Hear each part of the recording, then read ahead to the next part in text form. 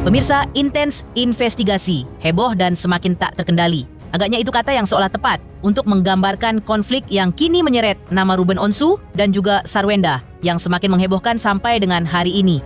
Bagaimana tidak, masih di tengah proses hukum gugatan hak asuh anaknya yang masih berjalan di Pengadilan Negeri Jakarta Selatan, pihak Ruben disebut-sebut kembali menyiapkan amunisi baru diduga untuk semakin melemahkan posisi Sarwenda dalam gugatan hak asuh anaknya. Ruben melalui kuasa hukumnya akhirnya membongkar fakta yang selama ini tertutupi soal rumah mewah yang ditempati Sarwenda dan anak-anaknya yang diduga sudah dijaminkan kepada pihak bank. Lantas, seperti apa buka-bukaannya pihak Ruben? Apa sebenarnya alasan yang melatar belakangi hal ini? Dan benarkah selain Ruben, kekecewaan yang sama juga datang dari mantan manajernya sekaligus Sarwenda, Nanda Persada?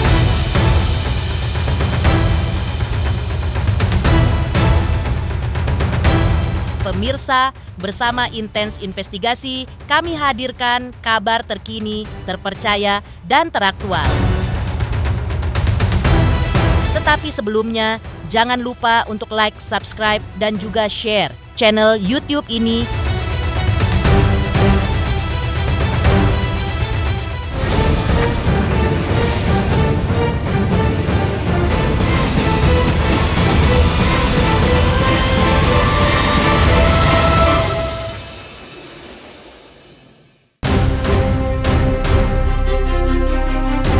Pihak Ruben Onsu melalui kuasa hukumnya soal sebuah rumah mewah di kawasan Jakarta Selatan yang bernilai fantastis dan diduga baru dibeli atau dibangun Ruben sejak masa pandemi, sewaktu Ruben dan Sarwenda masih harmonis sebagai suami istri. Rumah ini pun disebut-sebut menjadi awal konflik di antara mereka berdua karena pihak Ruben yang disebut-sebut telat membayarkan kredit, sehingga kabarnya pihak bank bahkan sudah mengeluarkan surat peringatan dan rumah tersebut terancam disita serta dilelang oleh bank. Kini setelah cukup lama menjadi tanda tanya besar, pihak Ruben melalui kuasa hukumnya, Minola Sebayang pun akhirnya blak-blakan mengungkapkan hal ini. Ia mengungkapkan alasan dibalik kenapa rumah ini harus dijaminkan kepada bank dan hal-hal lain yang seolah dianggap oleh pihak Sarwenda Ruben Enggan kembali membayarkan uang cicilan fantastis yang selama bertahun-tahun dibayarkan oleh pihaknya tersebut. Rumah tersebut itu dulu itu pertama kali dibeli oleh Ruben Onsu, ya, ketika masih terikat dalam perkawinan dengan S. Rumah tersebut dibeli oleh Ruben Onsu dan sertifikatnya juga sudah milik nama itu atas nama Ruben Onsu. Ya, dulu rumah tua yang dibeli. Tapi kemudian atas permintaan S, ya ini menurut penjelasan dari Ruben, rumah tersebut kan ingin diperbaiki, ingin direnovasi. Maka rumah tuanya itu dihancurkan dan kemudian dibangun kembali seperti apa yang adanya hari ini. Ya, yang dipakai sering podcast itulah, ya. Jadi kami ingin menjelaskan bahwa ketika rumah itu dibeli, sebenarnya Ruben tidak ingin buru-buru rumah itu langsung direnovasi, ya. Karena kan kalau bicara masalah renovasi kan ini bicara mengenai masalah ongkos biaya yang tidak sedikit, ya. Tapi karena ada keinginan yang begitu besar dari S, yang terus-menerus ingin rumah itu direnovasi. Dan kemudian beberapa kali Ruben juga diundang untuk meeting dengan kontraktornya untuk bicara tentang rumah tersebut. Di awal-awalnya, meskipun kemudian untuk Ruben Onsu, setelah itu dia tidak pernah lagi dilibatkan dalam proses meeting dengan kontraktornya, ya. Dan sebagai informasi, kalau tidak salah kemarin dikatakan bahwa yang menjadi kontraktor dari renovasi itu adalah orang tuanya S sendiri, ya, S. Ya, orang tua S sendiri, ya. Nah, jadi nilai renovasi itu ya lebih kurang ya di luar biaya yang lain yang mungkin kalau diperinci itu tidak bisa diperinci dengan tepat, ya. Tapi ada biaya-biaya lain juga, kemudian mungkin juga ada kalau pengisiannya itu ada endorse dari Ruben, ya. Ada juga sebagian kecil endorse dari S dan kemudian juga ada dibayar langsung dengan uang Ruben tentunya pada waktu itu. Tapi paling tidak biaya untuk melakukan perbaikan renovasi atas rumah itu mencapai lebih kurang 11 miliar. Ya, lebih kurang mencapai 11 miliar. Nah, jadi untuk kepentingan renovasi tersebut, ya, maka rumah ini sertifikat rumah ini diagunkan ke bank, ya, jadi disekolahkan ke bank, di KPR-kan lagi ke bank, ya, agar ada biaya yang dipakai untuk melakukan perbaikan atau renovasi, ya. Nilai yang dipakai atau yang dipinjam untuk proses renovasi itu lebih kurang 10 miliar lebih kurang, ya, hampir 10,5 miliar, ya, yang diagunkan diambil untuk kepentingan renovasi, ya. Maka renovasi itu berjalan, dilakukan, dan kemudian Ruben membayar biaya renovasi itu kepada kontraktornya. Dilakukan pembayaran secara bertahap, ya, dilakukan secara bertahap kepada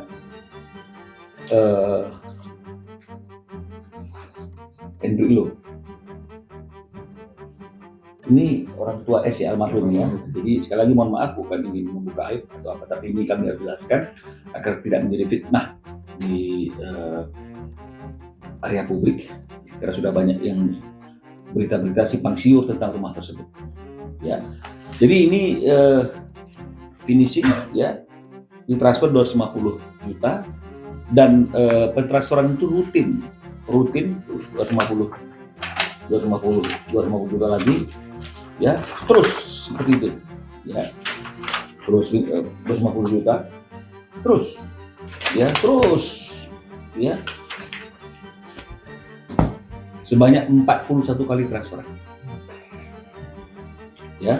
Ada sih bulan-bulan tertentu yang tidak senilai 250 juta 2 bulan, ya, itu sekitar 180-an lah lebih kurangnya, tidak mencapai 250, ya, tapi secara umumnya itu 250, sehingga total dari pembayaran yang dilakukan oleh Ruben Onsu untuk perbaikan rumah tersebut itu mencapai 11 miliar 115 juta. Ya, 11 miliar 115 juta 325 ribu rupiah yang ditransfer ke rekening. S minta ini direnovasi, maka sertifikatnya disekolahkan oleh Ruben, uangnya diambil sama Ruben, rumah diruntuhkan, kemudian kontraktornya dibayar secara bertahap menggunakan uang yang tadi diambil dari bank. Yang Ruben terus membayar KPR-nya sampai kemarin per bulannya 379 juta. Ya, sampai Ruben memutuskan untuk menunda untuk melakukan pembayaran. Jadi kalau misalnya kemudian dikatakan ini sudah macet, akan dilelang, seolah-olah ingin mengatakan bahwa klien kami adalah orang yang nggak bertanggung jawab. Ini sangat kami sayangkan dan sangat kami sesalkan. Selain itu, pada pengungkapan fakta status rumah yang dijaminkan ke bank, kubu Ruben Onsu pun kini agaknya mulai merapatkan barisan untuk langkah hukum selanjutnya. Pasalnya menjelang sidang lanjutan gugatan hak asuh anak yang akan digelar dengan agenda krusial, yaitu mediasi, pihak Ruben meyakinkan publik bahwa mereka tidak datang dengan tangan kosong. Kuasa hukumnya, Minola Sebayang, lagi-lagi mengungkapkan bahwa pihaknya telah menyusun strategi dan persiapan yang sangat matang untuk menghadapi pihak Sarwenda beserta tim kuasa hukumnya di meja mediasi nanti. Saya akan update, ya, seperti permintaan teman-teman, update-nya menjelang kita melakukan mediasi pada tanggal 22 Juli, ya, itu lusa, jatuhnya pada hari Rabu. Jadi kalau tidak ada halangan, klien kami Ruben Onsu akan hadir dalam mediasi pada tanggal 22 Juli tersebut, ya. Karena memang seperti yang saya katakan beberapa waktu yang lalu, sebaiknya dalam mediasi itu kedua para pihak atau kedua prinsipal ini hadir agar bisa dimediasi oleh mediator. Tapi tidak merupakan satu kewajiban untuk hadir. Jika ada halangan atau sesuatu lain hal yang membuat dia tidak bisa hadir, maka dia cukup diwakilkan oleh kuasa hukumnya dengan surat kuasa khusus dan atau mungkin dilakukan pemanggilan pembicaraan secara video call. Tapi pada tanggal 22 ini kami sudah sampaikan tentang jadwal sidangnya. Mudah-mudahan kalau tidak ada halangan, Ruben akan hadir.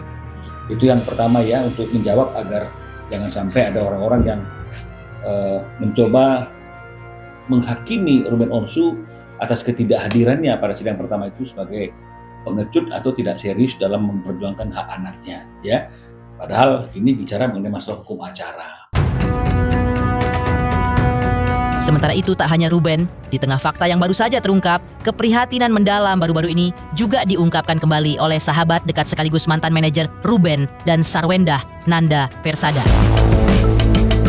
Nanda secara terbuka mengaku sangat menyayangkan video klarifikasi dari Gio yang justru menggunakan bahasa Inggris dan sama sekali tidak memuat kata permintaan maaf untuk Ruben Onsu. Ya wajar ya sebagai seorang bapak kalau merasa ada orang lain yang seolah-olah mengambil peranan itu pasti akan bikin gak nyaman. Dan ini juga kan berkaitan dengan Ben masih belum ketemu sama anak-anak nih, belum ngumpul, jadi akumulasi secara psikis lah aslinya gitu. Dan udah berkali-kali kan Ruben mungkin lewat sosmednya, media sosial yang mestinya direspon dengan baik. Cuman sayang banget kemarin Gio bikin katanya bukan klarifikasi tapi jatuhnya gitu ya, tapi bahasa Inggris gitu kan bingung jadinya arahnya mau kemana gitu, mau target ini ke siapa, terus nggak ada permintaan maaf karena sebenarnya kan udah jelas ya Ruben itu negur dia lah medsos, mestinya disikapi dengan bijak, cuman lagi-lagi tidak dimanfaatkan dengan baik. Sayang banget sih. Dari awal Ruben mention Gio gitu ya, dari mulai ada postingan konten yang kopi itu yang awal tuh kan mestinya mesti cepet direspon supaya masalahnya nggak makin besar. Cuma kan memang seperti itu tuh, jadi aku juga nggak ngerti kenapa dari Gio meresponnya dengan seperti ini. Yang pertama ya tidak merespon dengan cepat, padahal sudah merasakan dampaknya kan, dampaknya secara sosial udah dirasain gitu, followers berkurang, terus juga brand produk juga pasti ada jadi bermasalah gitu, nge-live juga jadi kena juga gitu, image juga seperti itu. Jadi makanya aku nggak ngerti deh apa yang ada dalam hatinya Gio gitu. Sebenarnya kenapa sih nggak minta maaf baik-baik aja ke band gitu, karena memang tidak bermaksud, ya bilang dia nggak bermaksud, dia nggak ada niat yang jelek lah gitu. Nah, apa susahnya sih disampaikan permohonan maaf. Lebih lanjut, melihat sikap Gio maupun Sarwendah yang seolah membisu tanpa ada kata maaf untuk Ruben Onsu, Nanda mengaku dibuat kebingungan dan mempertanyakan apakah Sarwendah dan Gio sebenarnya merasa bersalah atau tidak atas polemik yang kini sudah terlanjur menjadi konsumsi publik dan memicu kekecewaan dari banyak pihak ini. Namun, di balik kerasnya ketegangan yang terjadi, Nanda juga berpendapat bahwa hati Ruben Onsu sebenarnya sangat lembut. Makanya, Nanda meyakini amarah Ruben bisa langsung mereda dan luluh jika saja pihak Sarwendah mau mempertemukan Ruben dengan anak-anaknya tanpa adanya intervensi dari pihak manapun. Kalau aku ya, karena udah berkali-kali Ruben memposting di medsos Gio, kan berarti itu ada masalah gitu. Tapi ya dengan Gio nggak pernah minta maaf gitu ya pada Ruben secara langsung, dan Wenda juga seperti itu. Aku bingung nih, ini Wenda dan Gio ini nggak merasa bersalah atau gimana ya gitu. Sedangkan kita udah tahu bahwa ini udah menjadi konsumsi publik ya, bukan masalah mereka dengan Ruben aja gitu. Jadi membuat banyak netizen masyarakat kecewa gitu, termasuk Mas Ana kalau salah juga ya udah berbicara gitu, udah speak up. Ada hal-hal yang tidak pantas dilakukan. Nah, ini kan mestinya menjadi warning ya, menjadi peringatan. Nah, benar-benar nggak paham ya kenapa menyikapinya kayak begini gitu, baik Wenda dan sangat sayangkan banget sih. Karena berdua ini kan pastinya mau tetap eksis di entertainment dan bisnis. Ya aku rasa mungkin seperti itu ya, karena intinya kan Ruben pengen banget sama anak-anak tanpa ada intervensi siapapun gitu, tanpa rame-rame gitu. Itu yang mestinya bisa dilakukan gitu, kenapa enggak sih dilakukan? Itu yang aku sayangin itu kayak gitu sih. Kan situasi jadi panjang nih kalau kayak begini, dan pihak Ruben pasti mempunyai bukti-bukti hukum yang kuat untuk melakukan tindakan-tindakan, entah itu mengambil hak asuh anak atau masalah yang lain gitu, yang menjadi keputusan Ruben. Kita kan nggak pernah tahu gitu. Terus juga statement dari veteran ya kan, Onyol ya kan, tentang tandanya itu juga harus disikapin hati-hati, jangan sampai makin lebar masalahnya, makin panjang nih gitu, karena banyak unsur-unsur dugaan ke arah ranah hukum yang baru. Sementara itu, di saat klarifikasi Gio dinilai minim empati dan luput kata maaf, sebuah peringatan keras justru datang dari pakar hukum sekaligus Purnawirawan Jenderal Polisi. Lantas, mengapa Irjen Pol Purnawirawan Ricky Sitohang menyuruh Gio jangan berlagak sok tahu dan menyebut Ruben berhak melayangkan somasi hukum?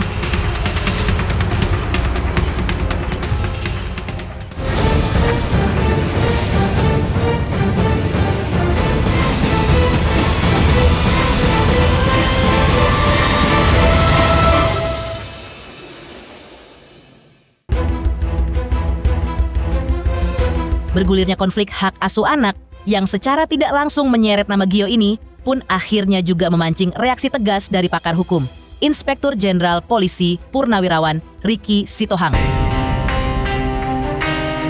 Dengan tegas, Irjen Pol Ricky Sitohang pun menyampaikan bahwa Ruben Onsu memiliki hak mutlak untuk melayangkan ultimatum untuk siapapun termasuk Gio agar tidak ikut campur dalam urusan anaknya. Bahkan Irjen Pol Ricky Sitohang pun menyarankan Ruben untuk tak ragu mengambil tindakan tegas jika kehadiran orang ketiga tersebut terbukti menghalang-halangi hak asuh anaknya. Siapapun ya di antara kedua belah pihak yang berseteru, katakanlah berseteru ya, tidak ada orang ketiga yang ikut campur tangan di dalam hal ini. Tidak ada yang ikut cawe-cawe, mentang-mentang dekat dan lain sebagainya ikut campur. Itu tolong berpikir dua kali. Ya. Contoh umpamanya kalau ada laki-laki di dekat Sarwende ikut campur, saya harapkan Anda jangan ikut campur urusan rumah tangga orang. Karena itu adalah hak daripada Ruben juga dan hak Sarwende. Kalau kalian mau madu kasih silakan aja, tapi jangan campurkan urusan hak asuh anak. Nah, itu yang perlu kita cermati bersama. Saya katakan bukan menyayangkan, Ruben punya hak untuk mengultimatum laki-laki itu.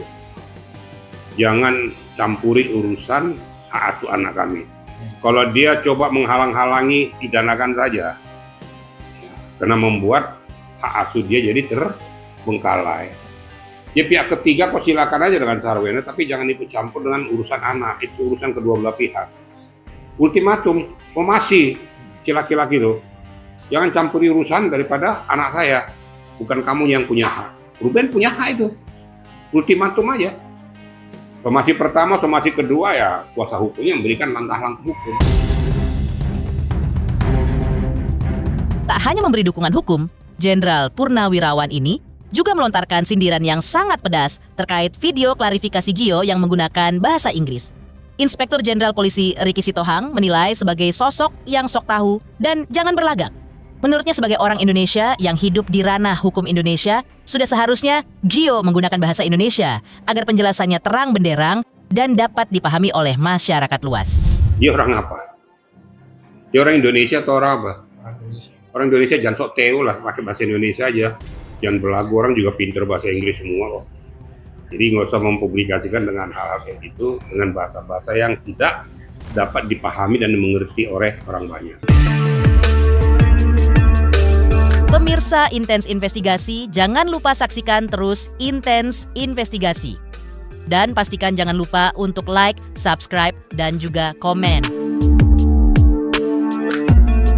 Terima kasih juga atas kesetiaan pemirsa atas pencapaian jumlah subscriber yang kini menuju 4 juta subscriber channel Intens Investigasi.